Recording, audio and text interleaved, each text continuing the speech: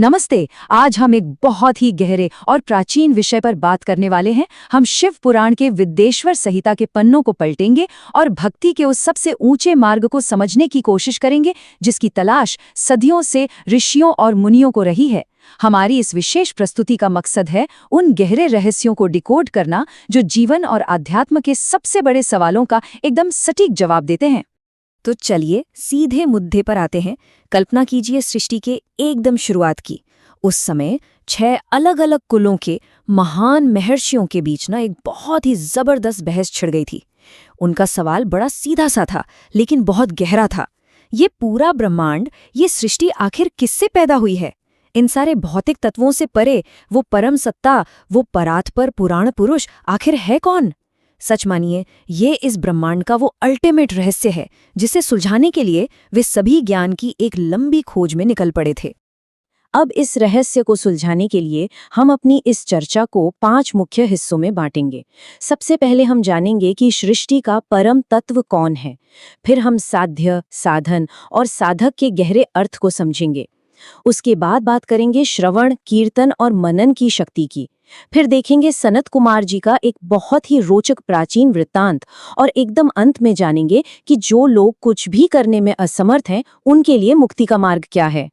तो आइए अपनी इस यात्रा के पहले पड़ाव से शुरू करते हैं। सृष्टि का परम तत्व आखिर कौन है? जब उन ऋषियों के बीच वो बहस बहुत ज्यादा बढ़ गई तो वे अपने सवालों का जवाब ढूंढने सीधे ब्रह्मा जी के पास पहुंच गए। भाई, जो खुद सृष्टि करता है उनसे बेहतर जवाब कौन दे सकता था? ब्रह्मा जी का जवाब एकदम स्पष्ट था। उन्होंने बताया कि जहां जाकर हमारा मन और हमारी वाणी दोनों हार मान लेते हैं, वो परम तत्व और कोई नहीं बल्कि भगवान शिव ही हैं। चाहे वो ब्रह्मा हो, विष्णु हो, रुद्र हो या इंद्र, ये पूरा का पूरा जगत उन्हीं से प्रकट हुआ है। वे ही सर्वज्ञ हैं, पूरे ब्रह्मांड के स्वामी हैं। लेकिन यहाँ ब्रह्मा जी ने एक बहुत ही अहम बात कही। उन्होंने कहा कि इस परम तत्व को आप केवल और केवल शुद्ध भक्ति के जरिए ही पा सकते हैं और कोई शॉर्टकट है ही नहीं। अब इस बात को थोड़ा और गहराई से समझते हैं। ब्रह्मा जी ने एक बहुत ही खूबसूरत उदाहरण दिया, बीज और अंकुर का। होता क्या है कि ईश्वर की कृपा से हमारे अंदर भक्ति का एक छोटा सा बीज बोया जाता है और फिर उसी भक्ति से ईश्वर की कृपा और ज्यादा बढ़ने लगती है।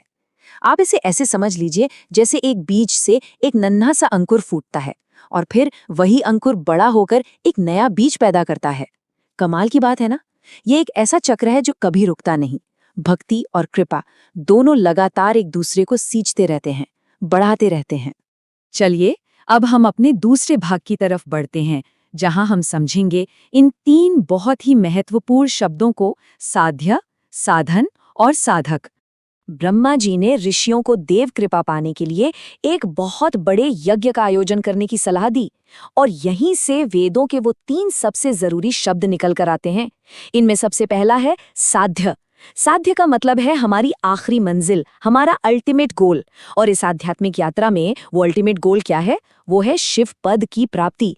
ये वो मुकाम है जहां पहुंचने के लिए ये सारी मेहनत, सारी रूपरेखा तैयार की जा रही है। अब जब मंजिल तय हो गई तो जाहिर सी बात है हमें वहां तक पहुंचने के लिए एक रास्ते की जरूरत होगी और उसी रास्ते को हम कहते हैं साधन। साधन का सीधा सा मतलब है वो माध्यम, वो टूल जिसका इस्तेमाल करके हम अपने लक्ष्य तक पहुंचेंगे। यहाँ साधन का अर्थ है ईश्वर की बिल्कुल निस्वार्थ और समर्पित भाव से सेवा करना। अगर आज के शब्दों में कहें तो ये वो एक्शनेबल पाथ है जिस पर चले बिना मंजिल मिलना नामुमकिन है। और इस तीसरे शब्द को देखिए, साधक। जो व्यक्ति उस साधन का उपयोग करता है, जो उस रास्ते पर चलता है, वही साधक कहलाता है। लेकिन यहाँ एक बहुत बड़ा कैच है। कोई भी व्यक्ति सिर्फ चलने भर से साधक नहीं बन जाता। उसे पूरी तरह से निष्काम होना पड़ता है। निष्काम मतलब उसे दुनिया भर के सांसारिक फलों की, रिवॉर्ड्स की इच्छा छोड़नी पड़ती है। जो इंसान अपने हर काम का फल भगवान शिव के चरणों में सौंप देता है ना, सच पूछिए तो वही एक असली साधक है। अब आते हैं हमारे तीसरे और शायद सबसे महत्वपूर्ण हिस्से पर, श्रवण, कीर्तन और मनन। साक्षात महेश्वर ने यानी खुद शिव जी ने इस आध्यात्मिक यात्रा के लिए इन 3 खास साधनों को बताया है। आप इन्हें 3 बहुत ही सटीक सेंसरी टूल्स मान सकते हैं जो हमारे शरीर और हमारे अनुभवों से सीधे जुड़े हुए हैं। देखिए, ये प्रक्रिया शुरू कहाँ से होती है? हमारे कानों से, यानी श्रवण से, जहां हम ईश्वर के नाम और उनके गुणों को सुनते हैं। फिर ये बात हमारी आवाज तक आती है, कीर्तन के रूप में, जहां हम दिल खोलकर उनका गुणगान करते हैं। और अंत में ये सब हमारे दिमाग में, हमारे भीतर इतनी गहराई तक उतर जाता है जिसे हम मनन कहते हैं, यानी लगातार उस परम तत्व पर चिंतन करना। तो यहाँ एक बड़ा दिलचस्प सवाल उठता है कि भाई शुरुआत श्रवण यानी सुनने से ही क्यों होती है। इसके पीछे का लॉजिक बिल्कुल साफ है। आमतौर पर इंसान की फितरत होती है कि वो किसी चीज को आंखों से देखता है तब उसकी तरफ आकर्षित होता है, लेकिन वो जो परम सत्ता है, जो ईश्वर है, वो इन आम आंखों से सीधे तौर पर दिखाई तो देता नहीं है ना? तो उस अदृश्य शक्ति को जानने का एकमात्र तरीका यही बचता है कि हम पहले किसी सच्चे गुरु के मुख से उसके बारे में सुने। बस इसीलिए श्रवण इस पूरी प्रक्रिया का एकदम पहला और सबसे जरूरी स्टेप बन जाता है। और जब हम इस प्रक्रिया में आगे बढ़ते हुए श्रवण और कीर्तन के बाद तीसरे और आखिरी चरण यानी मनन तक पहुंचते हैं, तो इसके जो रिजल्ट्स होते हैं ना, वो सच में हैरान कर देने वाले होते हैं।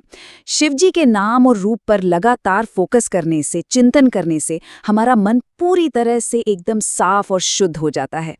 इस स्टेज पर आकर दुनिया के ये जो आम सांसारिक सुख हैं, ये सब बेमानी लगने लगते हैं, एकदम विलीन हो जाते हैं।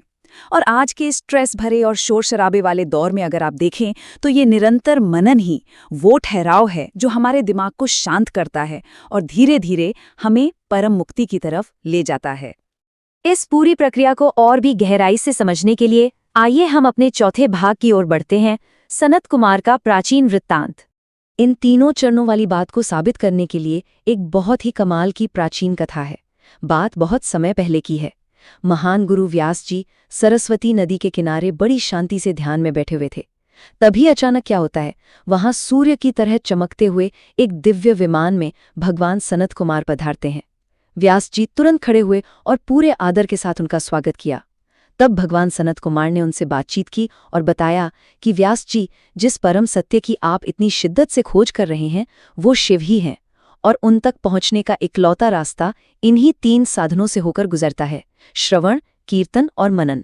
सनत कुमार जी ने व्यास जी को ये भी बताया कि उन्हें ये अद्भुत ज्ञान कोई ऐसे ही नहीं मिल गया था, बल्कि स्वयं भगवान नंदीकेश्वर ने उन्हें ये तब दिया था जब वे मंदराचल पर्वत पर कठोर तपस्या कर रहे थे।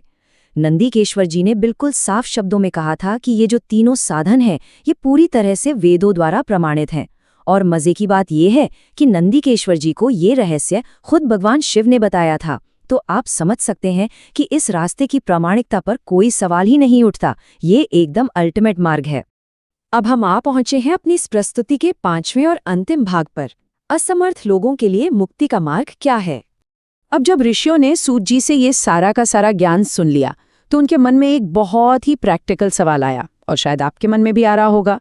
उन्होंने पूछा कि मान लीजिए अगर कोई इंसान किसी शारीरिक बीमारी, मानसिक परेशानी या किसी भी और वजह से इन तीनों साधनों को यानी श्रवण, कीर्तन और मनन को करने में बिल्कुल ही असमर्थ हो, तो क्या उसके लिए सारे रास्ते बंद हो जाते हैं? क्या मुक्ति पाने का कोई और बिल्कुल आसान सा रास्ता है जिसमें बिना किसी विशेष प्रयास के मोक्ष मिल सके? सच कहूं तो ये सवाल ईश्वर की उस असीम और बेइंतहा दयालुता की तरफ इशारा करता है, और हमें सच में ये सोचने पर मजबूर कर देता है कि आखिर वो सबसे आसान और जादुई उपाय क्या हो सकता है। इसके बारे में सोचिएगा जरूर।